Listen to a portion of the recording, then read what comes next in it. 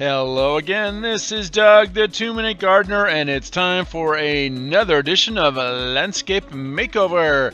I like to call this one the Golden Road. So this client had a driveway that was in bad shape in a central part of San Diego, and it had a couple different problems. It was a little bit too narrow. It also had a very narrow pathway to the front door, which made kind of a tricky thing for getting to the front door. It also had this weird little slope to the side, and a lot of stuff would just run onto the sidewalk and the driveway. So we had to address some drainage issues, but the biggest issue obviously was the driveway. So I did a design where we widen the driveway and we pour some new concrete. So here's how it was all put together. So first up, it's demo day. Time to jackhammer all that concrete out. And while the guys are prepping the driveway, another part of the crew started laying down a dry stream bed that would divert the water to the drain at the end of the dry stream bed instead of letting it run down the hill into the street and take some of that sediment with it. So after all that was done, we're going to do some grading of the driveway to make sure that it's really nice and flat. And of course, it's a driveway, you got to add some rebar to that. So we have rebar every 24 inches. And now it's time for the big pour. And it was kind of easy because it was right in the front yard, didn't have to use a whole lot of equipment to get it to a backyard, as you've seen in other videos. Now this concrete is colored concrete. This particular color is called Palomino from Davis Concrete Colors, and it is actually mixed before it even goes in the truck. It's mixed at the yard, then it gets put in the truck, and it comes out really dark, and it will lighten up as you will see, but it really adds some sparkle to the house. It complements the color really nicely. Once that's done, it's time to put in some expansion joints, and we use string lines to kind of guide the groovers. And those long tools you see there, those are called concrete groovers. And the string lines give you nice long lines. Now this particular one, we did diagonal expansion joints to really make the finished product really look unusual and interesting from the driveway instead of just a plain old concrete driveway. Hey, by the way, make sure to hit that like button if you are enjoying this video. Anyway, we're laying down our expansion joints with the big old groover tool, coming along nicely, and they're doing a great job doing these diagonal ones. They actually use a couple of different tools to do these joints. They're called expansion joints or control joints. And the point of doing these joints in concrete, and in this one we did it every 4 feet, but you can do it as wide as every 6 feet. Anyway, the point of doing these joints is concrete is always going to crack. Because of the nature of concrete, it's going to crack with the weather contracting and expanding, and the purpose of doing these control joints is to control where it cracks. So the concrete here will crack along these control joints and will not be as visible as compared to other concrete where you've seen it crack in all kinds of ugly spots. So that's the purpose of doing these control joints, and in this particular style they're grooved while the concrete is still wet. You can also saw cut them in afterwards, but I like to have the concrete guys do it this way. I think you get a finished product that looks really great, as you're about to see in just a minute or two. Anyway, like I said, we used a different kind of groover for doing the bands. We did a really lovely band on this driveway. It was a 16-inch band, and then, like I said before, we did the 4-foot diamond control joints to get a really nice finished product. Now, one of the nice things that I always like to do on driveways and swimming pool decks is to do what's called a top cast finish.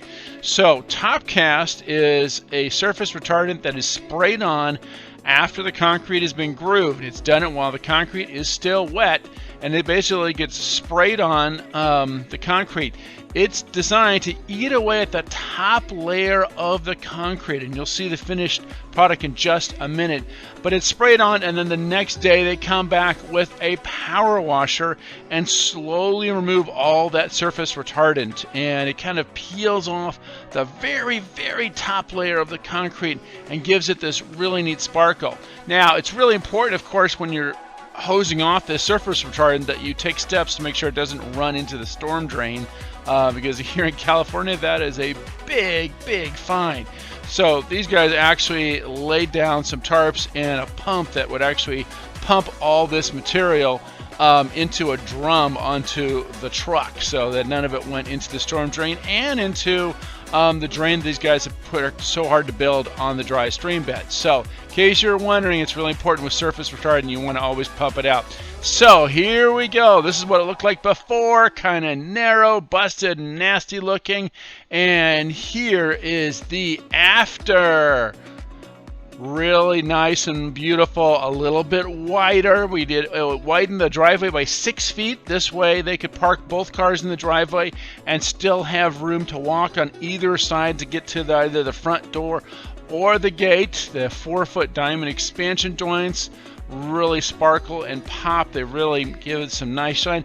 And again, because it's a top cast finish, it really has some good grip to it to really make sure that no one slips walking up this driveway. We also added lights along the driveway to really make it safe at night for walking. As you've seen in earlier videos, I'm a big believer in using path lights for path safety. And that really kind of helps also enhance the security of the front of the building, as you saw in last week's video about helping secure your property with lighting. And here's a little close-up of that top cast finish. Notice how it kind of looks gritty, and that's again the surface retardant peels off that top layer.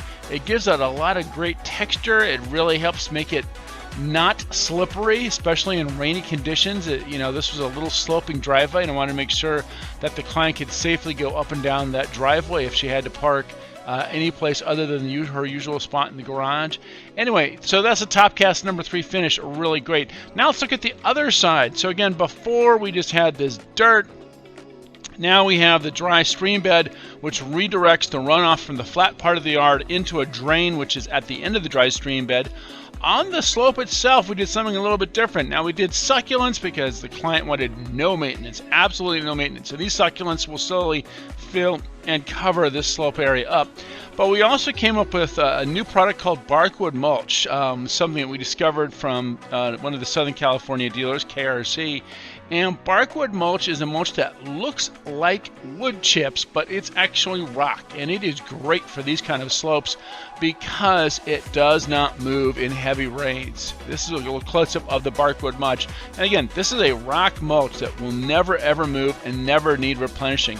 And then at the very bottom, we did kind of a bigger Arizona cobble just to kind of give it a little bit more of a ribbony look to it. So there again, it's the dry stream bed, the Barkwood, and then the big Arizona cobble to add a little bit more artistic texture to the look of all that.